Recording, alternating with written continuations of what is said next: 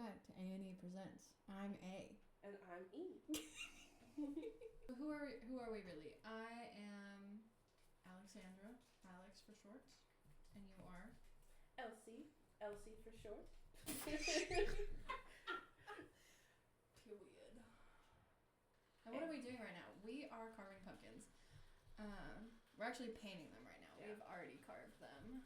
Elsie is making a Spirited Away, no face pumpkin. period. And I am making a goofy little vampire. Oh, cute. I thought that was a mask. No. I can only see the back, if that helps, of hers. No, like this is his like little cape and then his cute. little teefies. That's cute. And tomorrow is Monster Stuff Your Kindle Day. Woo-woo. And someone we know is going to be participating. Who else? Well, I was saying you. Oh. I was giving you a lead-in. Oh, thanks. This is the first like Stuff Your Kindle Day I've ever been a part of. It's the first time really being in a like conglomerate mega group chat with a bunch of other authors. Mm-hmm. It feels like you should guess that, but I think when you get added to an author group chat, you just realize how much people talk. Oh, so much, bestie. They are constantly chatting about literally everything. So what book is of yours is in the Stuff Your Kindle Day? It's The Devil's Desire, my debut. Which is about? You have to find out. No, I'm just kidding. It's about a nun and the literal devil falling in love. I know it's a little blasphemous, but as an ex-Catholic, it was very like, what's the word I'm looking for? Cathartic? Yeah, to write. As I sit on our pew in our home, in our Catholic corner, if you will. Mm-hmm. I would say I did a Stuff Your Kindle Day a couple months ago. Mm-hmm. And they were not as like grouped as yours. I did it for the romance book Stuff Your Kindle Day, and so that for that one the like monster sentient spear was a lot smaller. So like we published as a group who was participating, but like it seems like your group is more communicative of like. Also, there is another Stuff Your Kindle Day actually happening right now. Oh. Yeah, it's for the dark romance. Mm. One of my author mutuals is a part of it, and so like for every 3 posts that Monster Stuff Your Kindle Day has, like I've reshared, I've tried to share at least one of hers. And I'm like, oh yeah, this is going on, and I love dark romance, but yeah, theirs I think was a little bit earlier. I think theirs started yesterday. Yeah, so that's exciting. We'll see a lot of new eyes. There's a lot of really good books going up in literally just a couple of hours. Any that you know that you're gonna get? Yes. I've got my eyes on Pounded by the Produce. Yes, of course we love G.M. Perry. Let's see. I've recently kind of made like mutuals with Aria Mays, Library of Mays on Instagram, and she has 2. She has one that's a duck shifter. Okay. Like duck? Yes, yes, and it's called Finding His Hen. And I'm like I'm just, because they were talking about unique appendages. Yeah. And so I'm very interested in that one. There's a lot of why choose or reverse harem, and I know that's not my thing, but I know you love that. Yeah. So you have a lot to choose from. Oh, the Rescued by My Reclusive Yeti Boss by Sadie Drake. Ooh, okay. Yeah. Love a good office romance. That's the taboo for me. Is The Office? Is The Office from me and my Capricorn rising. That's funny. I really like a contemporary romance. I like it to be an office. I either like 3 like sub niches is office, some type of like cooking, whether they're in a restaurant or doing like a competition, or just plain like competition. Like I've read some where they're like a sub niche is when they're doing like a reality TV show. Oh. And there's a yeah. competition. I really like that because it's like the fun game side of my brain, but also like forced we have to work together and like we have a common goal and maybe we like each other, maybe we don't, maybe we're friends, you know, that kind of vibe. And then with Office, it's just such a like easy modern day. We can't. What would HR think? And I love that. What would HR think? There's also another one by Cassandra Elizabeth, Yeti or Not. Oh, okay. And I'm 100% just judging the book by its cover. One of my favorite artists did the cover art for it. I'm judging it by the title. I love a good pun. Yeah. It looks very cutesy, so it might be like a cozy thing, like cozy read. I was debating on signing up for this one. Now I'm glad that I didn't because I've already been overwhelmed by doing things. But I was going back and forth on if the sentient object fell into monster, and I feel like it's kind of like a depends. Yeah. Is the real answer. So I didn't want to jump in when it first came out because I just wasn't sure. But now I know like a lot of people consider it like paranormal, and like shifter, and that can go into it. So it's kind of like a weird thing. I don't consider my guys so far monsters, but it's nice to know that they kind of could also fit into that. Yeah. I also just recently saw a post of someone differentiating wolf shifters and omegaverse. Which I guess I've never like considered like where the line is for that either. But there's like a bunch of like little micro tropes that distinguish them. I think that, I mean, you know this because we went to a little like movie party, and and it got brought to my attention that I had already explained the Omegaverse to one of the people there who I greatly admire, and they were asking about it again, and then Alex was like, no, don't get her started. But I guess from being a child of the internet, I thought that a lot of this information, like, everyone already had it. And the more, like, the Omegaverse gets brought up, the more I'm like, oh, no, I'm just a freak. Yeah. Because I'm like, no, Omegaverse has a lot of the fake werewolf idea of the alpha, blah, blah, blah. But it is its own set of tropes. Like, Vera Valentine did the balloon animal shifters, and that's Omegaverse. And I think there's a lot of other books that have, like, I'm not trying to call you out because I'm thinking of a book that you like, that has, like, Omega vibes. You can say it. Well, I was thinking about, like, the whole, what's it called? Her Soul to Keep, Her Soul to... By Harley? No. By Opal? Yes. Soul to Keep. A Soul to Keep.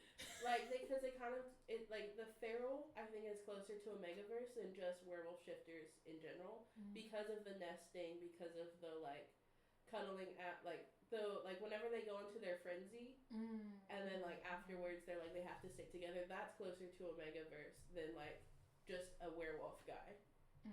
So, like, Omegaverse has has all of its tropes, and then it was based off of werewolf. You know what I mean? It's, like, weird. Yeah. Anyway. That's kind of crazy, though. To think about? Yeah. I know, because... So, not to out you again, but, like, you're not really into the Omegaverse. I'll say it. I'm not. But you're into, like, the feral, like, prey stuff. Which I think is borders. I think it toes the line. Yeah. I think it's, like, light Omegaverse, but also has its own, like, feral prey has its own tropes. Not me running on the kitty version of Omegaverse. Well... Like, because what... Toys R Us Omegaverse. What part don't you like? The beta part, or... I guess maybe, yeah. I also, so like I know that Omegaverse spiraled from Supernatural, like if we're gonna get into it, and I guess I'm just like kind of grossed out with like just two like normal dudes. Oh, okay. You know, yeah. or like or just like two normal humans. I'm like, but there's no je ne sais quoi. Like there's no oomph to it. I think when there's like an actual like shifter and they can shift into like a animal, like a werewolf, like I think it makes like an almost logic sense. Yes, like the leap of logic is there, but when it's just two dudes, or like two, because I mean normally they Yeah. But when it's just like two humans that are at the end of the day humans, it's just I'm like, it's just not for me. Like we could be doing other things. I got it. So like okay, that makes sense to me. Actually, because like a lot of fanfics, it's like the world is Omegaverse, so it's not. There's no other like animalistic thing. They just are. Like I've read a lot of supernatural fanfiction, but I always steer clear of the Omegaverse. Yeah. For me, I steered. Is that okay? I was gonna say stirred. Steered clear of the Omegaverse for a while because of Impreg. That is like the part that I'm not in love with. Specifically when they go in, I just don't like, I think, reading about pregnancy, period. And so go off, queen. When they really go into depth on like the changes of the body and like this, like that's when I get like turned off, which is crazy because I like kids and I would one day like to be pregnant, but reading about it, especially, I don't know, it just gives me the ick. So for that was it for me. But now, as someone with a breeding well, and that's the thing too, and we've discussed this, where it's like I just like it without the consequences. Yes. Or they have consequences after I'm done reading about them. Yes, 100%. Like, I think like the minute someone it's like a halfway point and they get morning sickness, I'm out. Like, same thought, different thought. In my book, What the Water Gave, spoiler alert, I read it. she like really wants kids, and that's something that I am so against for myself. And so writing that was so unique, and then the ending is kind of like up to interpretation because I frankly didn't want to. I was like, I think we've pushed the envelope.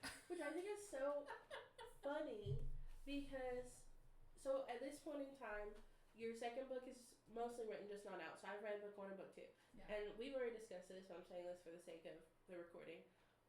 I feel like I relate to your first character so much more because I want kids and like you capturing how that feels and like her like anxieties and stuff. So then to know you personally, I think that's just so interesting and funny. Because I know what parts of you gave her, and that is not one of them. Yeah. But I'm like, but that's me. So I just think that's interesting. I was gonna go back to the like prey predator thing, and we had talked about Lights Out, and that has prey predator dynamics, but he is at the end of the day a guy. Yes. How thoughts? Did you like that? Yeah. No. That part is fine. Because, I mean, he also had so many other issues that it's like, yeah, you know what? He would do that. I mean, I think the role play of it all is... Okay. You know? But when it's just like... But when it's serious, when we're like, come on. You know, when it's like... Be for real now. I feel a lot of people say that about enemies to lovers, which I get... Okay, hear me out. I think that you can't have I'm a huge enemies to lovers fan, so I've thought about this a lot. I think you can't have pure enemies to lovers in the like contemporary romance, but the niche that like hits is rivals to lovers, specifically going into like The Office. Like we both want this promotion, or like there's a company merging, or like I don't know, we're just trying to impress the boss or get a client or whatever. Rivals to lovers, or even in like a school setting, like we both want the same thing, you can do it contemporary because that's realistic. But people are like, why are you beefing with Joe from IT? Period. Like we're to the point that he wants you dead. And I also think we as society read romance as like escapism, and like you want the rose tinted, and maybe there's a little bit of reality into it, but ultimately you want to know if things are gonna work out. Yeah. And so to have an evil man is not like a reality I want to escape in, especially when it's like a contemporary setting. And I'm like, no, I don't want this guy to bully me, the main character, because that's how men are. Or like, I don't want a guy who's sexist in a way that like maybe if it was a fae, you'd be like, well, that's to quote Sabrina, that's just his culture. Like, but it's different when it's like just a blonde man, and I'm like, no, shoot him with a gun. Why is he bossing us around, please? Take him to HR right now. Yes, immediately no.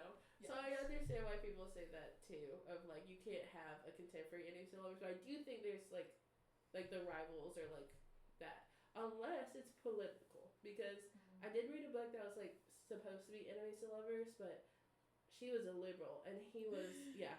I bought it because I was at the point I was buying like so much like contemporary like enemies, and I was like add to cart, add to cart, add to cart, and then I read it, and the end result is like, oh, we both just need to be more moderate. And he like, as one of their like romantic dates, he takes her to a gun range. Yeah.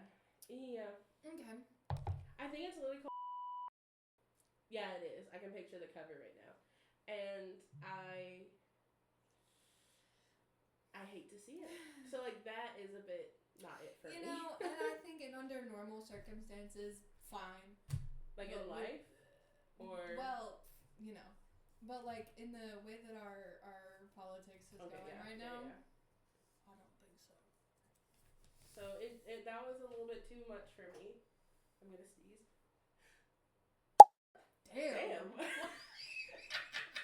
I was like a bullet. like a bullet? Yeah. Like at a gun range? Oh god. I said shoot him dead. Period. But the only benefit of that book is he was a brunette. At least he was a blonde. You know, it could have been worse.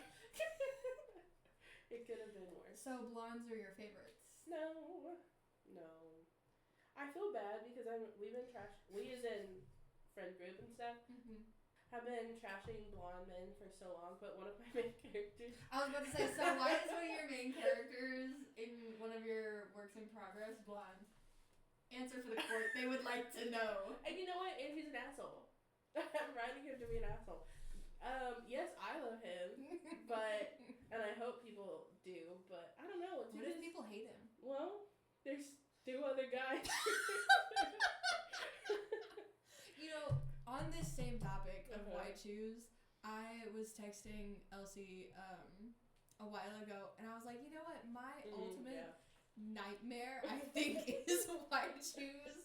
And I was inspired by a post that an author had made, or maybe it was like a bookstagrammer, recommending books based on how many men are in the reverse harem.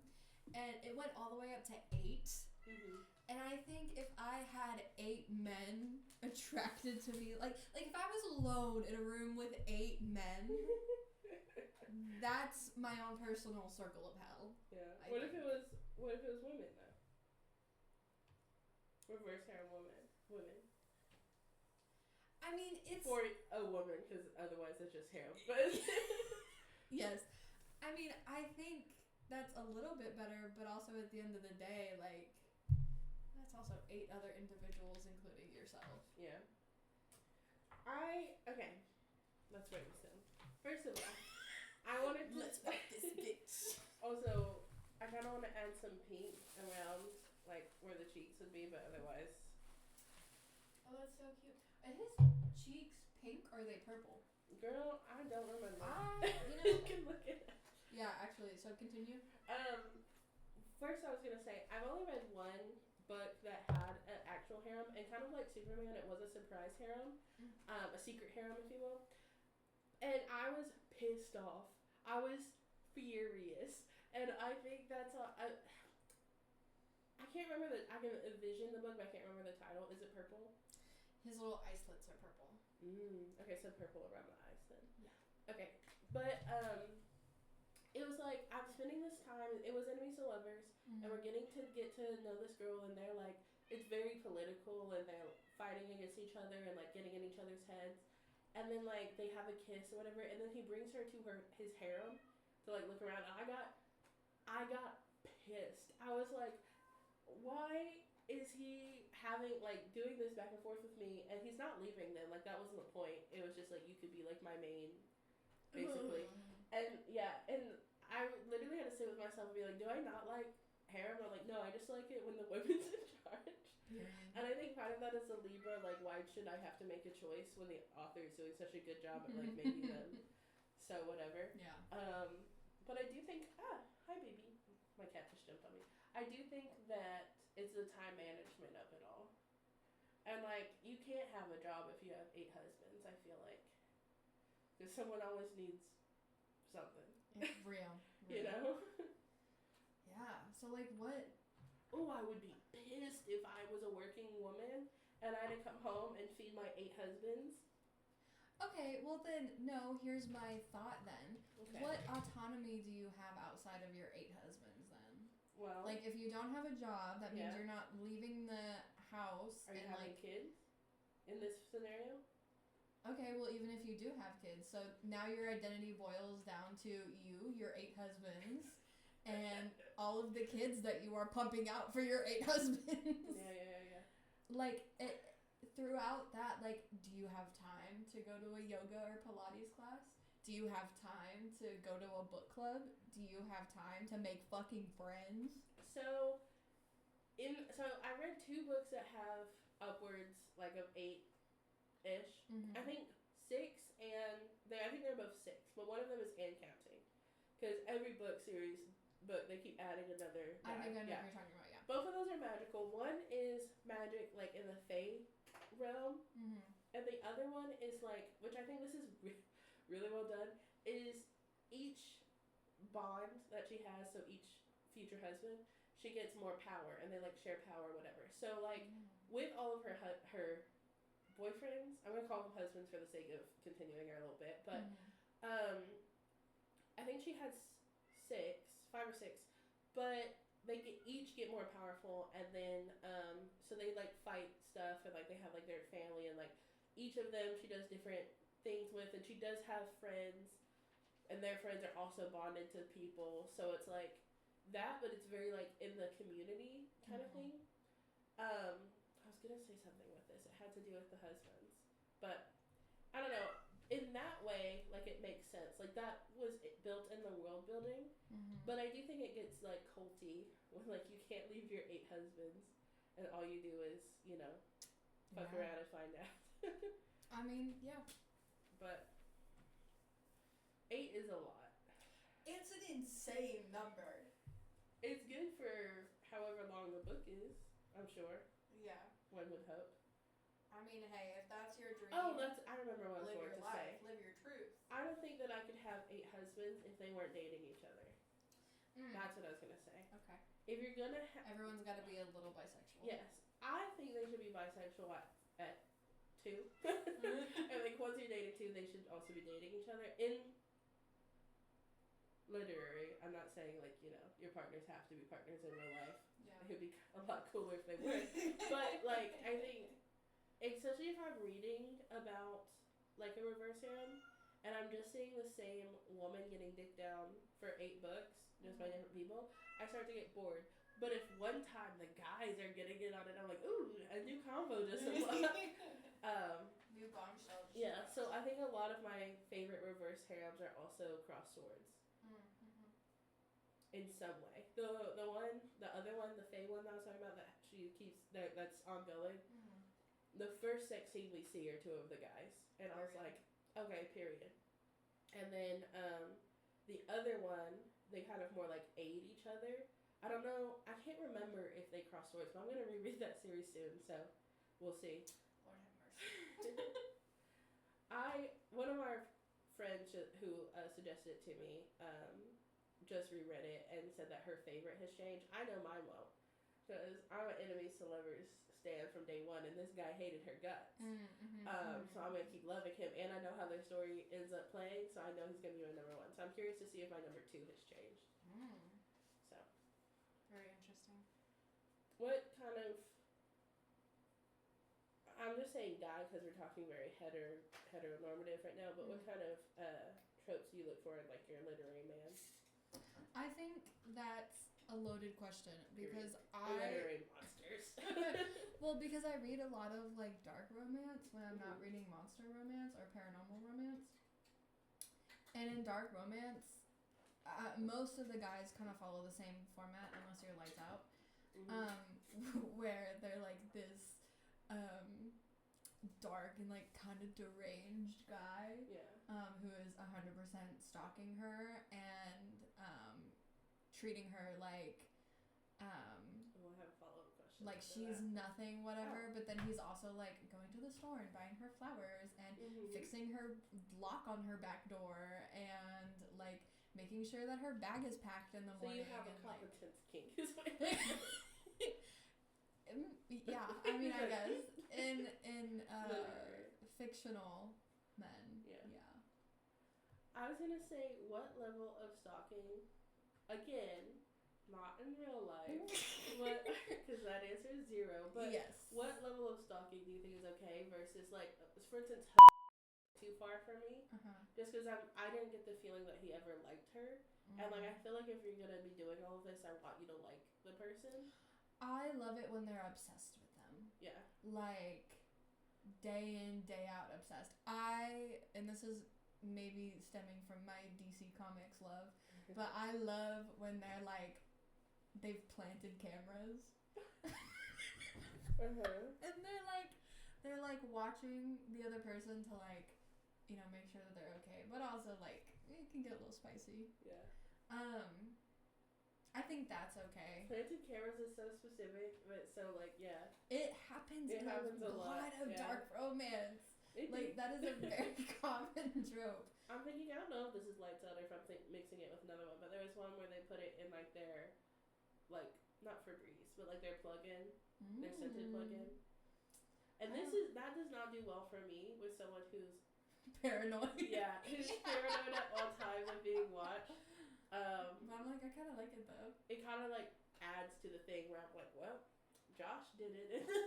But also, I feel like it creates a layer of like authenticity. Because you're like, okay, well, how does this man know that like she likes these kind of flowers, or like how does he just magically know all this stuff? And it's because he's obsessed with her and he's watching her 24/7. Yeah. Or maybe not 24/7, but the man's got a job. Yeah. Okay. Follow up to the follow up once you're done. Yes. Well. I do think showing up at the workplace is a little much. That's because your Capricorn. well, I feel like that also crosses the line, right? Like those are two different. Like people try to keep those separated. Like they're two different spheres. Yeah. Now, what if she has like a creepy boss? Like, what if her boss is like hitting on her or being inappropriate at work? Then I don't think the man should go save her. Oh. Snaps. I mean, period. If her boss is creepy, I think she should, you know. Yeah.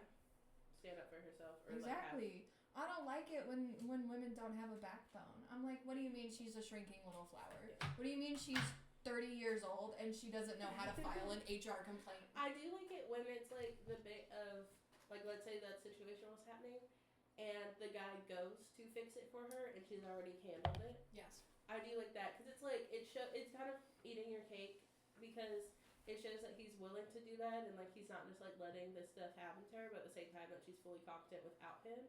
And it adds to the whole like this person is a bonus to your life and not like saving you and locking you up with 9 other men in their reverse arrow. Yes. Gosh, what was I gonna say? It had to do with the workplace thing. It was another line crossing question, but I also think when family comes into it, that isn't like another line. I just maybe when they're like in the 3rd act, when the love interest is doing the like yelling back at the family instead of them. Yeah. Sometimes that gives me the ick. Or maybe when like they introduce themselves to the family before the love interest does, as like a she's mine. Blah, blah. Yeah. I don't really like. The owning it for the family is very awkward. I think a lot of times, but there's a few where like, and it's a certain. I don't know. It's like a certain thing where it's like a family issue, and then at the end there's like maybe it happens a lot of fake dating, which I also love. But where they go to like a big wedding or like whatever the event that they're fake dating for, and the fake date is the one that stands up to the family and is like, no, actually she's the best and I love her and like she deserves you to treat her well or whatever, while like the love interest is like watching and being like, wow.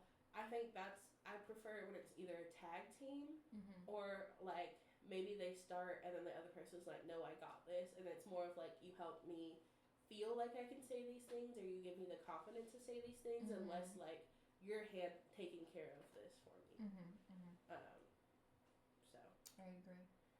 I think I was gonna ask a monster. But yeah, so my lines of stalking are at workplace and family. Everything else is fine. LOL. That's not an open invitation. No. I'm flattering, but no. Yeah. No, I think that's a good thing. Sometimes, if it's full crazy, like we're going the whole revenge fantasy, then like, okay, yeah, that's fine. Kill my boss. It's fine. I think that's what I was going to say. How soon? Again, this is all the umbrella of toxic. Yes. How soon can a man kill for you? Kill for me? So, someone that like barely talks to this girl, but like is rude to her before like they're together, before she knows what's going on, blah blah blah. And then there's another book series that I read that this is Faye that I did like, and one of the guys killed someone that she slept with before like she met him. They were fated, but she didn't know what that meant. Oh yes, I know. And then like someone else like he gets touched by someone and he like carves a piece of his skin off and stuff. Yes. And I'm like, okay, how soon? Like I feel like it's creepy if I don't. It's creepy either way. Yeah. But like, I think it depends. I think if someone just like brushed her arm and he cuts off their hand, I think that's a little fucking ridiculous. Yeah. But also, your second example, Faye, we can't put our moral standards to them. Yeah. They're gonna do whatever the fuck they want. You just have to find it acceptable. Yeah. But if we're talking normal humans, I don't know. I think it. I don't know. So what's the story? Yeah, I'm like, what's the reason? I think because like I've seen some, and this is more dark romance, and again I'm thinking, where like she was at work and a customer was rude to her, so the guy like chained him in the basement and tortured him and killed him. Which, if I had a penny. But like, you know what? Real. Honestly, she should have been the one to torture the customer. Let him in on a Black Friday. Period. The whole city's gone. He's coming for everyone. This is the laughter of two people that met at work, by the way. At a retail job. Yeah. So, I just got scared by my own pumpkin. I saw it at the corner of my eye and I was like, there's a face. Actually, there's no face. So I'm just gonna turn that around. Oh, so he can stare at me now? No, I'll stare at our assistant. But, yeah. So, okay, I think we created a good moral code. Nothing at work. Faye are allowed to kill for you. Yeah. Blonde Joe that you work with is not. That I work with? Well, because I was thinking when we were talking about office romances. Oh, that's a good question. If you're reading an office romance, then it's at work. Yeah. Well, that's the taboo of it all. So you want to... Okay. It only works if it's a secret. Yes. Okay. Because you said don't bring it to work. So you're like, the minute the person is like... Okay. Cut it out. Okay, Elsie. Like, I met my wife at work. Me. Yes. No. Just kidding. No. But it was very like, when we're at work, we're not romantically together, and then when we clock out, we are. I think romances that do that, like Clark Kent and Lois Lane. Yes. the brain rot is so deep. I'm all for that. But also when I'm reading an office romance, like I don't go in with the exception of, with the expectation of like these people are obviously gonna follow the same moral code that I have. Yeah. Like of course, especially if it's a boss subordinate dynamic. Yeah. Oh, of course they're gonna be getting down and dirty on his desk. Yeah. Like of course she's gonna be underneath the desk while he's on the phone with the shareholders. Like, Which, you know? And at the end of the day, that's why you're reading an office romance. Yeah. I should do one that's like, I haven't written any contemporary romance. I have one loose, like far down the whip. Like, it is 2 pictures on the Pinterest board and one half of a scene, and that's it. But it's not, well, I guess technically it is workplace. They do work together. They're still working in an office. So it's a workplace romance. But I kind of like the idea of like an IT guy at an office, and maybe it's stalker because I have access to the cameras. Maybe they conveniently keep erasing all the footage of you clocking in late. You know what? If my IT guy did that, he could it. Yeah. Yeah, I have. So actually, let's talk about whips. What are you working on? I don't know. I am working on finishing up edits for an Unseelie Love Story book 2. I'm so excited for this to be done and out of my brain. Real. Like, pretty known secret is that this book has taken me many rewrites. Because the characters just kept growing legs and walking away from me. Yeah. Period. So I'm almost done though. Elsie has read draft 1, the very rough draft, just to make sure that I'm making sense and that the characters make sense since they have gone off and run of their own accord. And so I'm almost done with that, and then book 3 is cooking. Speaking of cooking. Good segue. Thank you. Good segue. So what's funny is, just like our taste of books, you have one, you work on that one. Yeah. I'm very reverse harem with my works in progress. So I am working on, so I have a series, the Hornicopia series, and book 1 and 2 are already out, and each book is a different vegetable, which, fun fact, vegetables aren't real. There's no such vegetable as a marketing name. They're all in different categories. But for the purposes of this book, it takes place over a different vegetable. And so we had a squash, we had eggplant, and now I'm going kind of between 2. Book 3 should be an artichoke, and book 4 should be a pumpkin. However, the pumpkin one has been speaking to me more. I wonder why. So I've kind of been working on both of them at the same time. And what's funny is they both work in the food industry. Book 3 takes place partially in our world at a restaurant, and then the other half is in the aisle, which is what the place that the vegetables come from. Can't get enough of it. So, and then book 4 is a coffee shop romance with a pumpkin, and that one's sapphic. And I don't know, that one has been so much easier to write. I've been getting really stuck with book 3 because these characters have changed. And I think it's less that the characters have changed and more that the characters are characters that I don't want to write. Boo, straight people. I think, not to out myself, but I feel more aligned with the characters that I've already written or whatever. And we've talked about this with a different work in progress that I've been working on for longer than the Hornicopia has been worked on. And still only a hard almost 2/3 of the way through. It's really hard to write characters that are not like you at all. Like, each character has a little bit of you, and each character is a little bit different than you, because the idea is that you're writing a whole person, and you know. But both of the characters in book 3 are so different than me. They're so much more, well, 1, dominant, and 2, like, organized, and they're like elder siblings. I'm an only child. Like, so there's different things where I'm like, I want to make sure I'm doing it right, but it's not as easy as just slipping into like a piece of myself and just writing from that perspective, because I haven't found what we share yet. So I'm like, oh, wow, what would this person think? I have no idea. Well, let me instead research different restaurants in New York. So it takes us to New York for 2 hours and then get tired and then not write this book.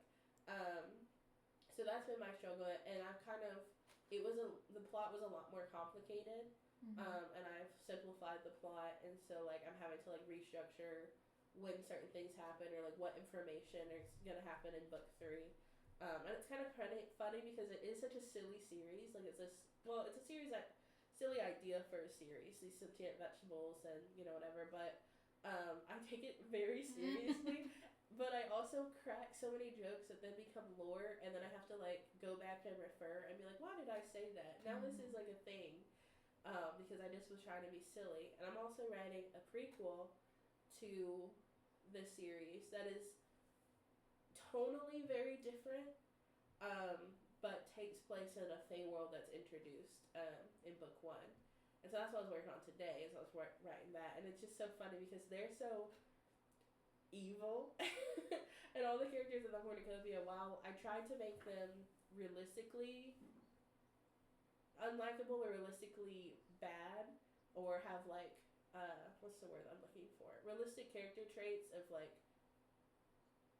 unreliable narrators, and like they all have like their one thing where like Duke is really rude and really like conceited because he grew up royal, and like Samuel is just messy, like, and then like Joanne is all about her money and getting a good deal. Everyone loves Joanne. I love Joanne. I love her so much, and when she makes her little cameo in book 2, I'm like, my bitch. It's so funny because I really liked Gordy, which I still do, but writing book 1, I was like, Gordy is my man.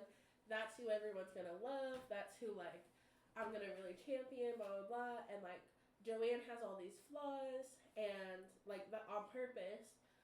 Like I really wanted her to be like full capitalist, full like, how can I like scammer, like Joanne the scammer, really. But like everyone loves her, and because of that, I really started to like her. So I'm like, how can Joanne fit into this story?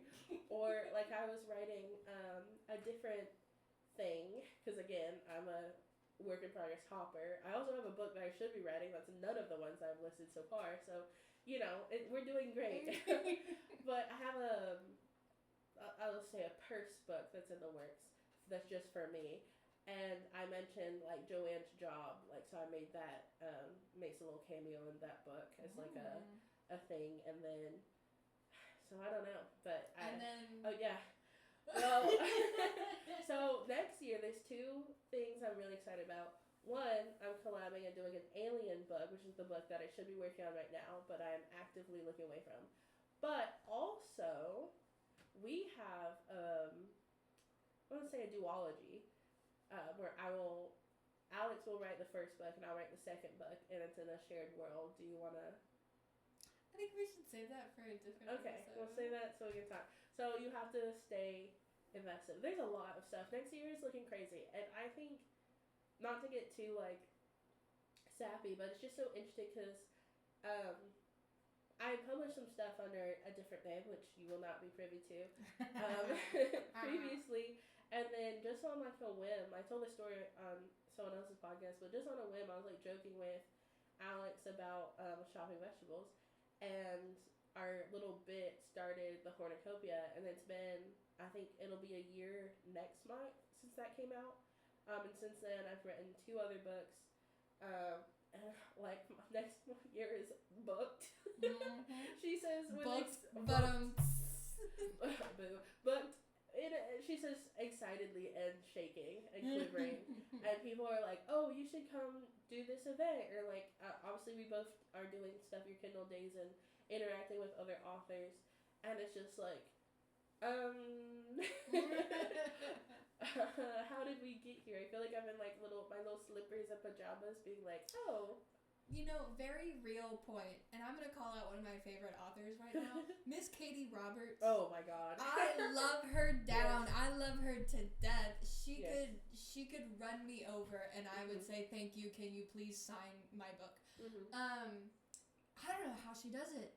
First of all, this woman writes so many, or this author writes so many books, just in like a year, like constantly marketing and like teasing new titles that they're dropping. Meanwhile, their presence on social media does not waver. Every time I get on Threads, there's a new Katie Roberts post that she's made. And like, yeah, all this stuff. Yes. And I'm like, how are...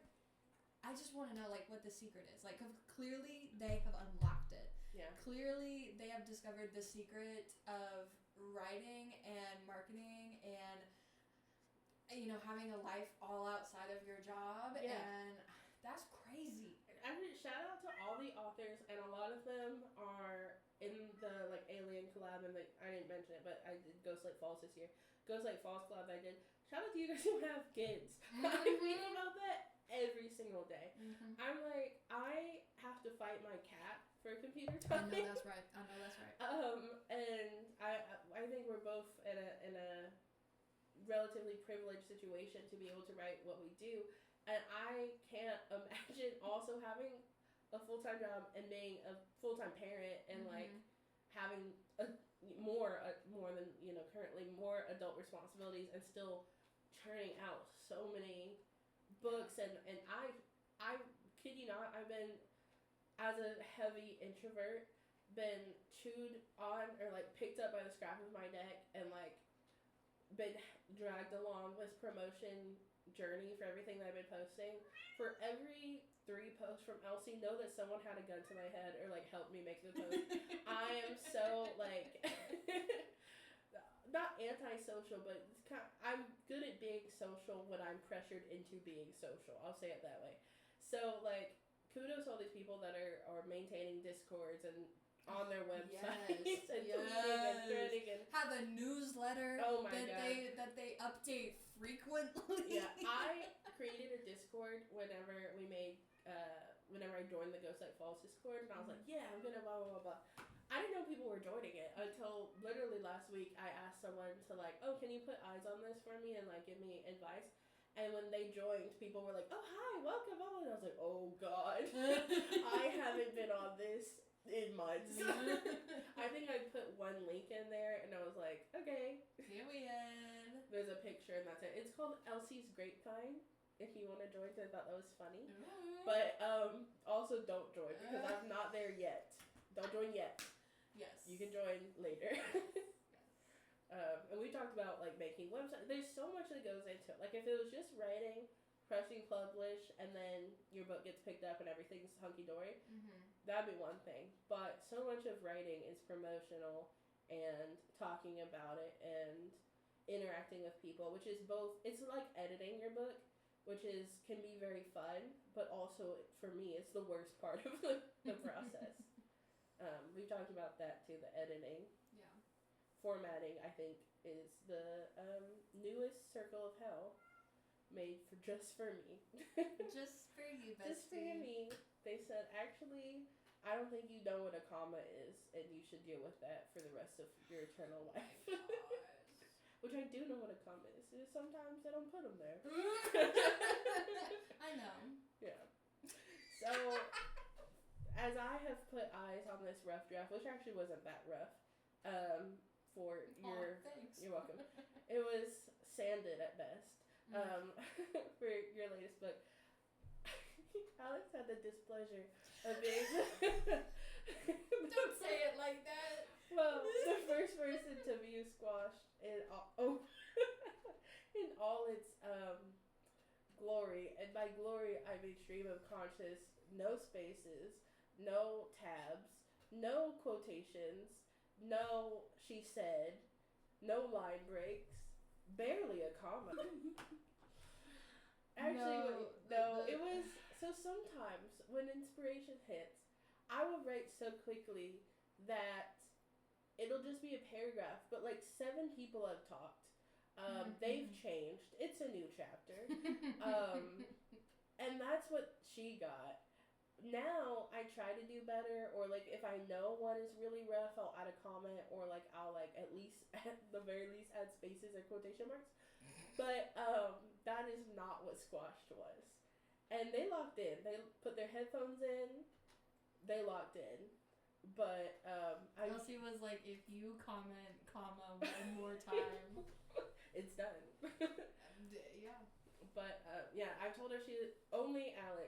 it comes to beta reading.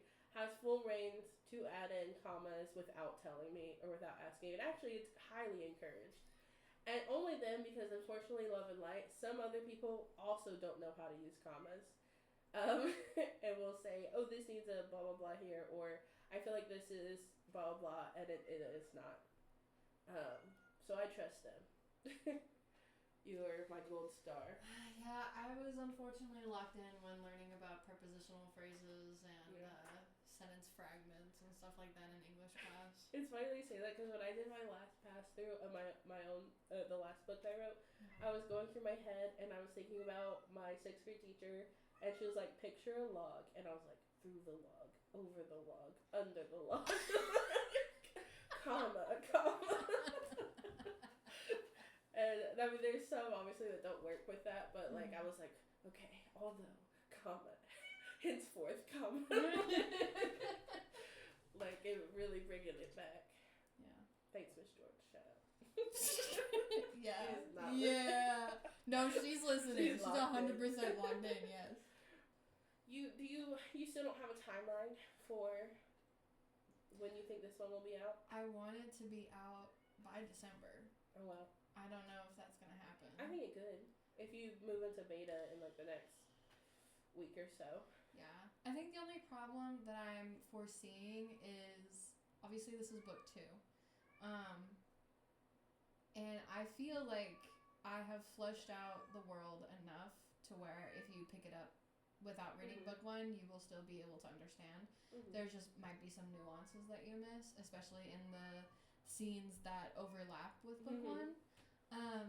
And so I'm like, should I treat it like as a standalone whenever like I'm asking for beta readers? Because like the amount of people who are gonna sit and read book 1 in order to beta read book 2, highly unlikely.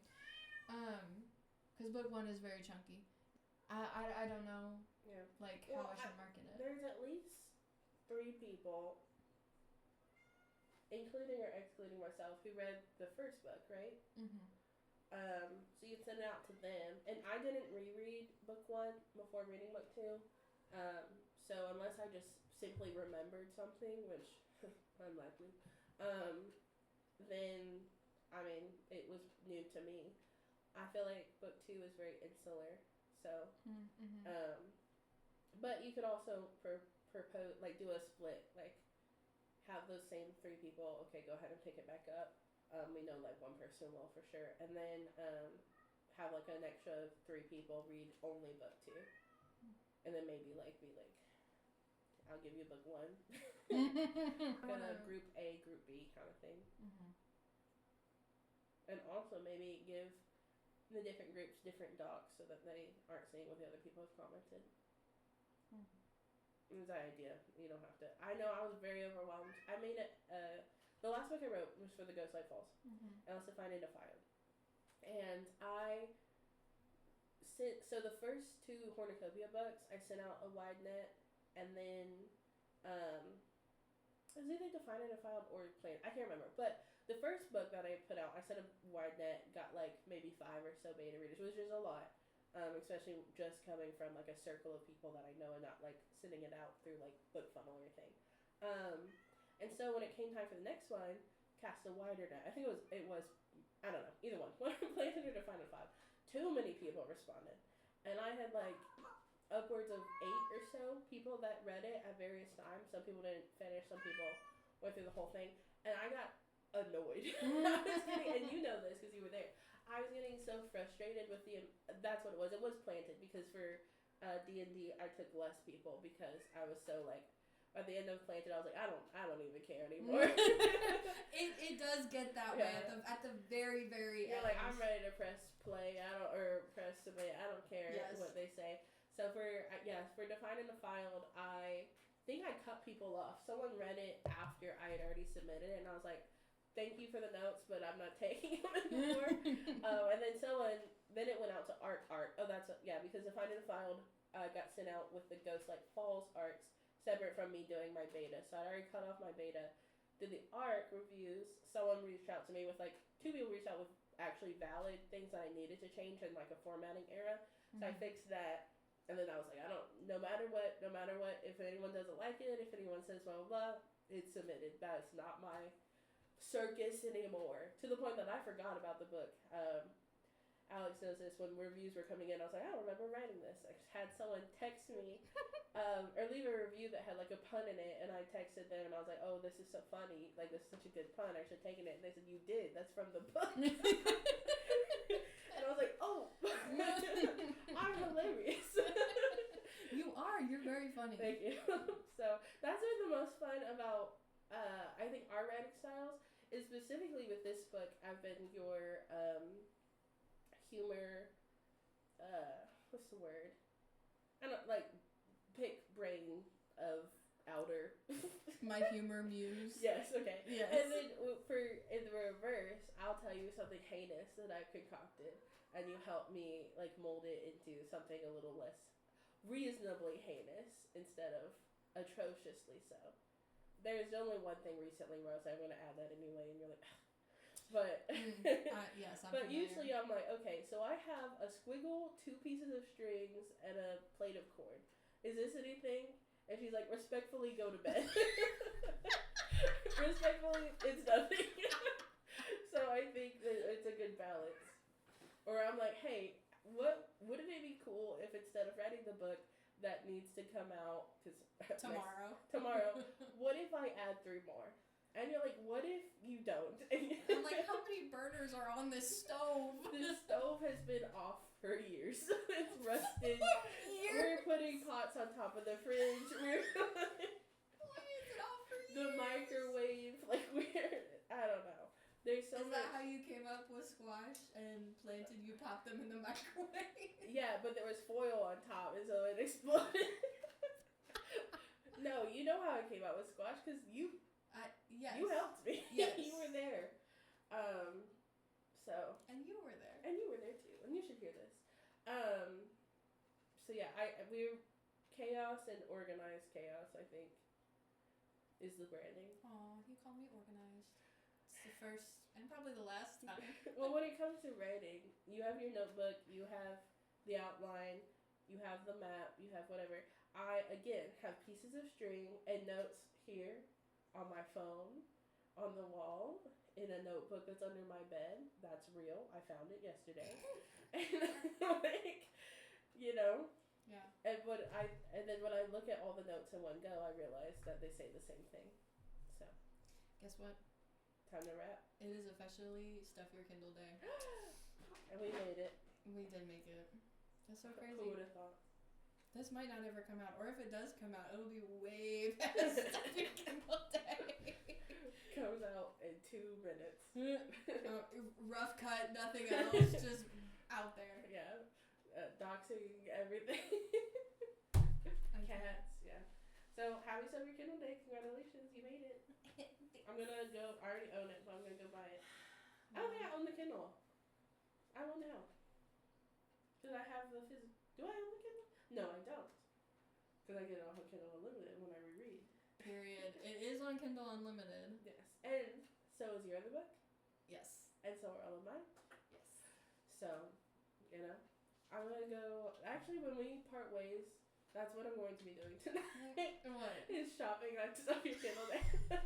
Period. Go off, queen. Looking at all of, I'm going to get Pounded by Produce for sure. Mm-hmm. I've been putting that one off because it's a vegetable, and Jim Perry's great. She did Goes Like Falls with us. We'll also do it this next, I believe. I might be lying. I believe we'll do it this next year too. But very, very sweet person. But because it's also vegetable and I didn't want to cross ideas. Cross-pollinate. Oh! Got me there. Because I do have a tomato coming up soon. Mm. But hers is a Veggie Tales retelling. Mm-hmm. So I have a Veggie Tale joke and that's about it. You should run it by her and be like, hey, bestie. Well, the tomato may or may not. We'll see. We'll see what I've got cooking. Okay. Okay. But, yeah, that's cool. We presented you. Until next time. A and E. I'm E. That's A. Bye.